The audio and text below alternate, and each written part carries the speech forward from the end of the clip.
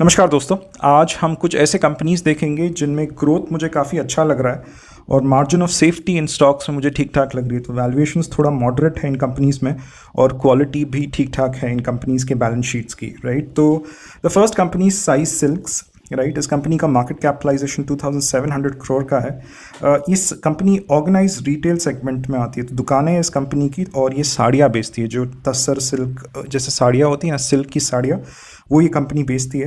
And काफ़ी segments में operate करती है, अल्ट्रा प्रीमियम, प्रीमियम, मास प्रीमियम, एक तरह सारे सेगमेंट्स में ऑपरेट करती है। 74 स्टोर्स है इस कंपनी के, 22 सिटीज़ में है। तो प्रिडोमिनेंटली जो 4 सदर्न स्टेट्स हैं उसमें इनका एक तरह से जोग्राफिकल स्प्रेड है, राइट। ये कंपनीज़ के सारे जो स्टोर्स है वो कोको स्टोर्स है, कंपनी ओन, कंपनी ऑपरेटेड है, तो कोई भी फ्रेंचाइजी नेटवर्क नहीं है। तो इसलिए केपेक्स जो है इस कंपनी को बहुत ज़्यादा लगता है। तो करीबन 1200 करोड़ का आईपीओ किया था इस कंपनी 2 साल पहले, राइट। तो जो भी इनका एक्सपेंशन हो रहा है अभी, it is on the premium stores. तो जो भी नए स्टोर एक्सपेंशन कर रही है, it's on the premium stores and currently the premium stores contribute around 50% to the top line. तो गाइडेंस जो मैनेजमेंट ने दिया है, करीबन 18 to 20% का गाइडेंस दिया है, which is very similar to the kind of growth that the company has had in the last 1 year. तो 23% का सेल्स ग्रोथ दिया है कंपनी ने। पिछले 3 साल का जो सेल्स ग्रोथ है या था, करीबन 9% का था, तो करीबन सेल्स ग्रोथ एक्सपैंड हुआ है, मार्केट शेयर ले रही है company. And the second thing, the PAT guidance that the company has given is 9%. तो NPM जो current NPM and net profitability 6% है, that would be expanded to 9%, right? तो इनका जो ROE है, जो एक तरह से कॉन्ट्रैक्ट हुआ है पिछले 1 साल में, so the last 5 years ROE is around 13%, पिछले 1 साल का ROE है 8%, right? तो ये NPM, तो ROE is nothing but a function of NPM multiplied by asset turns multiplied by leverage. तो जब ये NPM बढ़ेगा, ये जब 6% का 9% होगा, तो इनका ROE अच्छा होगा। Second thing is the asset turns, right. तो asset turnovers is nothing but आपके एसेट्स को, फिक्स्ड एसेट्स को, या फिर जो आपके नॉन फिक्स्ड एसेट्स हैं, मतलब इन्वेंट्री वगैरह, रिसीवेबल्स नॉन फिक्स्ड एसेट्स में आते हैं, उनको कितना एफिशिएंटली आप इस्तेमाल कर रहे हो, राइट। तो एसेट टर्न्स इनके कमज़ोर है, 0.9 के एसेट टर्न्स है। और इस कंपनी का जो इन्वेंट्री टर्नओवर रेशियो, करंटली जो इन्वेंट्री टर्नओवर रेशियो जो है वो करीबन 1.2 का है। तो उसका भी उन्होंने गाइडेंस दिया है कि ये 2.6 होगा। तो that's why if you see CFO to EBITDA 0.2 है, मतलब कैश फ्लोज जो है बिजनेस में नहीं आ रहे। कैश फ्लोज क्यों नहीं आ रहे बिजनेस में? 2 कारण होते हैं। एक तो रिसीवेबल्स का प्रॉब्लम होता है कि आप एक छोटी कंपनी हो, स्मॉल कैप हो, और आपके बड़े बड़े क्लाइंट्स है, आप B2B कंपनी हो, तो आप उनको माल बेच रहे हो और वो बड़ी कंपनीज आपको पैसा नहीं दे रहे। तो एक तो रिसीवेबल्स का प्रॉब्लम होता है कैश फ्लोज में। दूसरा प्रॉब्लम होता है कि इन्वेंट्री। तो आप एक ऑर्गेनाइज रिटेल प्लेयर हो, आपकी दुकानें हैं और दुकानी में इन्वेंट्री है और इन्वेंट्री वो टर्न नहीं हो रही, मतलब इन्वेंट्री निकल नहीं रही, सुलट नहीं रही इन्वेंट्री, राइट। तो इस कंपनी का भी CFO टू EBITDA कमज़ोर है, मतलब इस कंपनी में कैश फ्लोज का प्रॉब्लम है। और वो कैश फ्लोज का प्रॉब्लम इसलिए है क्योंकि ये बेसिकली एक ऑर्गेनाइज रिटेल प्लेयर है, स्टोर्स हैं इनके, इन्वेंट्री इतनी तेज़ी से डाइल्यूट नहीं हो रही, तो पैसा नहीं आ रहा है बिजनेस में, राइट। तो B2C कंपनी है, B2B कंपनी नहीं है। तो इसका प्रॉब्लम जो CFO टू EBITDA का रिसीवेबल्स से नहीं आ रहा है, इन्वेंट्री से आ रहा है। तो कंपनी ने कहा है कि इन्वेंट्री टर्नओवर रेशियो 2.6 करेगी, और इन्वेंट्री जब अच्छी होगी तो asset turnover ratio, asset turns जो है वो भी अच्छे होंगे।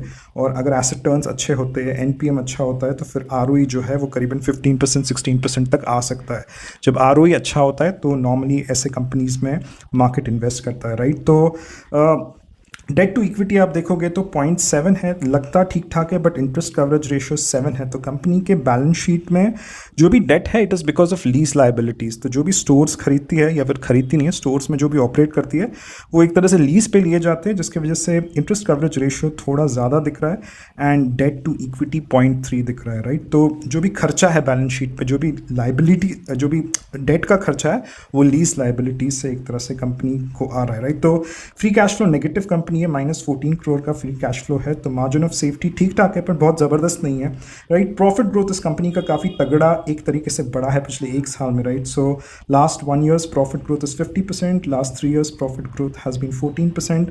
ऑपरेटिंग प्रॉफिट मार्जिन तो एक्सपैंड होगा ही, ऐसा मैनेजमेंट ने गाइडेंस दिया है। So a lot of it is reflective in the stock. तो एक तरह से कंपनी का स्टॉक प्राइस पिछले 4 से 5 महीनों में एक तरह से ऊपर जा रहा है, राइट। तो वैल्यूएशन पॉइंट ऑफ व्यू से contribution of P is around 7%, तो मुझे नहीं लगता इस कंपनी का कुछ री रेटिंग वगैरह हुआ है अभी भी। एक तरह से मार्केट ने इसको इग्नोर ही किया है, कुछ ऐसा री रेटिंग वगैरह नहीं हुआ है। Even if you look at the P it's 20, the last 5 years P is 28, earnings yield is 8.6, तो मुझे कोई ऐसा ओवर वैल्यूड नहीं लगी है कंपनी। थोड़ा बहुत predictability of future sales growth, profit growth दिख रहा है 18 to 20% में, 9% पैट में, तो ठीक ठाक कंपनी है। आप एक लेवल 2 एनालिसिस कर लीजिए इस कंपनी का, ये देखिए कि जब मैनेजमेंट ने पिछले बार गाइडेंस दिया था तो उसको फुलफिल किया था, उसको अचीव किया था या फिर नहीं किया था। ये बहुत इंपॉर्टेंट होता है to a certain credibility in the management, right? So these are not stock recommendations, guys. Please do your own research before you invest in the stock markets. मैं कोई SEBI registered analyst नहीं हूँ. Please don't take this as advice, right? So the next company is Monte Carlo. 1,500 crore का market capitalization की company है ये। इनके भी रिटेल स्टोर्स है, रेडीमेड गारमेंट्स बेचती है कंपनीज, राइट। ईबीओ बिजनेस है इनका, 50 एक तरह से ईबीओ, यहाँ पे टाइपो है, 50 ईबीओ स्टोर्स है इनके, या 500 ईबीओ स्टोर्स है, 500 ईबीओ स्टोर्स है, 2000 मल्टी ब्रांड आउटलेट है। एक चीज़ मैं बोलना भूल गया कि ना ये जो कंपनी है इसका साई सिल्क्स के सारे जो स्टोर्स है वो कोको मॉडल पे है, तो ये फ्रेंचाइजिंग में नहीं विश्वास रखती या फिर फ्रेंचाइजी का प्लान या बिजनेस मॉडल अभी कंपनी तैयार कर रही है। But whatever stores that it has, 74 stores that it has is on the COCO network, right. जबकि अगर आप if you look at Monte Carlo, whatever stores that Monte Carlo has are predominantly on franchisee, तो 90% of the stores are franchised, तो इतना ज़्यादा capex की ज़रूरत नहीं पड़ती। So whatever new store expansion that it wants to do, it would be doing on the franchisee model. So the guidance that the company has given is 10% sales growth. Current sales growth देखोगे तो आप 6% है, पिछले 3 साल का 7% है, तो 1% से ग्रोथ कॉन्ट्रैक्ट हुआ है। But the guidance for FY26 is 10% sales growth and EBITDA ये कंपनी बोल रही है कि थोड़ा एक्सपैंड होकर 19% होगा। So if you look at the EBITDA over year it's 16%, so there would be some EBITDA expansion that would happen over here which will kind of reflect in the net profitability margin, and even this company is expecting the ROE to go up, right? तो organise retail में 2 matrix सबसे important होते हैं। एक तो inventory turnover ratio, अगर inventory turnover ratio खराब है, मतलब अगर आपकी इन्वेंट्री सुलट नहीं रही है फटाफट, तो आपका CFO टू EBITDA कमज़ोर रहेगा। तो इस कंपनी की भी इन्वेंट्री सुलट नहीं रही है, तो इसका CFO टू EBITDA खराब है।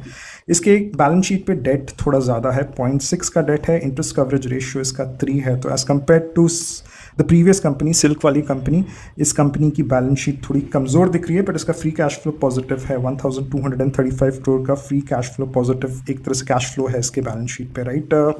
ROE 10% है, कुछ ज़्यादा ROE नहीं है, right. Growth I think the previous company has given better growth. इस कंपनी का भी अगर आप पिछले 1 साल का ग्रोथ देखोगे 31% है, 3 साल का -11% है। तो मैं वैसे ही कंपनीज देख रहा हूँ जहाँ पे प्रॉफिट एक्सपैंड हुआ है, ऑपरेटिंग प्रॉफिट मार्जिन एक्सपैंड हुआ है। इन the last 3 years this company EPS grew by -12%, तो कुछ ग्रोथ नहीं दिखा है। स्टॉक प्राइस grew by 2%, तो इसमें भी कोई ऐसा री रेटिंग वगैरह कुछ दिख नहीं रही है। P is just 19, 5 year P is 14, तो कोई ऐसा री रेटिंग वगैरह दिख नहीं रही है। स्टॉक प्राइस इसका भी थोड़ा ऊपर गया है इन the last 1 year। So this was Monte Carlo. Margin of safety point of view से मुझे दोनों कंपनी सिमिलर लगे, ग्रोथ मेरे को लगता है प्रीवियस कंपनी में ज़्यादा है, right. So the next company that we analyse is Sharda Cropchem, करीबन 7,000 करोड़ का मार्केट कैपिटलाइजेशन है, केमिकल कंपनी है, एग्रो केमिकल्स बनाती है, राइट। इस कंपनी का मुझे रिस्क जो लगा वो काफ़ी डाइवर्सिफाइड लगा। मतलब इस कंपनी में अगर आप पैटर्न भी देखोगे, फॉर एग्जांपल जो भी केमिकल कंपनीज आप एनालाइज करते हो, केमिकल कंपनीज बहुत सिक्लिकल कंपनीज होते हैं और वो सिक्लिकलिटी उनके EPS ग्रोथ में दिखती है। तो यहाँ पे मैंने 10 साल का EPS ग्रोथ निकाला है, इसमें आपको इतनी ज़्यादा सिक्लिकलिटी नहीं दिखती है। अगर आप कोई दूसरे कंपनीज या फिर केमिकल कंपनीज के चार्ट्स खोल के देखो तो ऐसे ऊपर नीचे जाते हैं, तो बहुत सिक्लिकल होते हैं केमिकल कंपनीज, राइट। सिक्लिकलिटी कहाँ से आती है? 2 तरह की सिक्लिकलिटी होती है, एक तो डिमांड साइड सिक्लिकलिटी होती है, दूसरी सप्लाई साइड सिक्लिकलिटी है। डिमांड साइड सिक्लिकलिटी क्या होता है? जो एंड इंडस्ट्री है वो खुद सिक्लिकल होता है, जैसे सीमेंट बोलो, स्टील बोलो, तो एंड इंडस्ट्री सिक्लिकल होता है, जिसकी वजह से EPS ग्रोथ भी इम्पैक्ट होता है, राइट। सप्लाई साइड सिक्लिकलिटी होती है when the company is not able to pass on the increase of raw materials to the end customers, right. जैसे क्रूड प्राइसेस ऊपर चले जाते हैं, company is not able to pass on the prices to the end customer. तो demand, आपको demand side cyclicality देखना होता है तो आपको सेल्स नंबर्स में एक तरह से दिखता है। ये जो मैं दिखा रहा हूँ आपको, तो अगर आप यहाँ पे देखोगे तो डिमांड साइड सिक्लिकलिटी काफ़ी रिड्यूस्ड दिखती है। अगर आप दूसरे केमिकल कंपनीज में देखोगे तो सेल्स ग्रोथ एकदम वेवी होता है, ऊपर नीचे नीचे ऊपर, राइट। तो डिमांड साइड सिक्लिकलिटी इस कंपनी में कम है, राइट।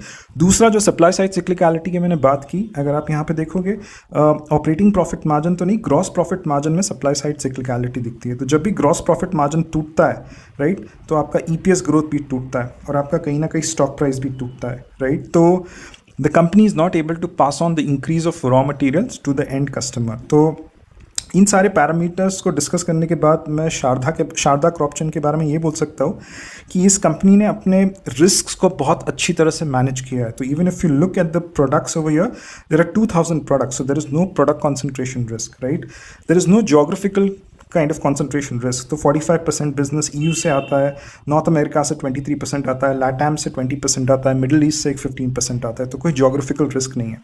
सप्लाई चेन है उसके लिए चाइना पे डिपेंडेंट है, बट चाइना में भी इनके मल्टीपल वेंडर्स है और एक वेंडर से 3% से ज़्यादा माल नहीं खरीदती है। तो एक तरह से सप्लाई चेन को भी इसने बहुत अच्छी तरह से डाइवर्सिफाई किया है, राइट। एंड इसके ऊपर कुछ ज़्यादा टैरिफ्स का इम्पैक्ट नहीं पड़ने वाला है। And the guidance that the management has given 15 to 18% EBITDA. तो यहाँ पे एक तरह से गाइडेंस जो है वो एक्सपैंड होगा। काफ़ी ऑप्टिमिस्टिक टोन है मैनेजमेंट का। And the capex that they have planned for FY26 is around 750 crore. तो leading indicator of sales growth जो है, प्रिडिक्टेबिलिटी ऑफ ईपीएस ग्रोथ जो है वो इस कंपनी में साफ साफ दिखाई दे रही है। क्या दिखाई नहीं दे रहा इतना evidently is the P, right. तो इस contribution of P to the stock price is around 31%। तो कहीं ना कहीं थोड़ा मार्केट ने डिस्काउंट कर लिया है फ्यूचर ग्रोथ। तो इतना मॉडरेट पी नहीं है जितना एक तरह से पिछले दो कंपनीज का है, राइट। तो इस कंपनी का भी अगर आप सेल्स ग्रोथ देखोगे तो 33% का एक्सपैंड हुआ है 6% से। प्रॉफिट ग्रोथ 107% का एक्सपैंड हुआ है -5 से, राइट। डेट टू इक्विटी एकदम सही है इस कंपनी का, कोई डेट नहीं है बैलेंस शीट पे। CFO to EBITDA, business model एकदम स्ट्रॉन्ग है इस कंपनी का, राइट। अपने वेंडर्स से, अपने जो भी कस्टमर्स है उनसे एक तरह से रिसीवेबल्स का कोई प्रॉब्लम नहीं है, एकदम सही वक्त पे पैसा निकालती है कंपनी। 232 का फ्री कैश फ्लो है। तो बैलेंस शीट इस कंपनी की एकदम सुपर बैलेंस शीट है। दिक्कत सिर्फ इस कंपनी में मुझे थोड़ी लगी कि इसका पी एक्सपैंड हुआ है, बट इसमें predictability of future EPS growth भी काफ़ी एविडेंट है with all this capex that is happening, right. Thank you very much for your time. This was the analysis of these companies. Thank you, bye bye.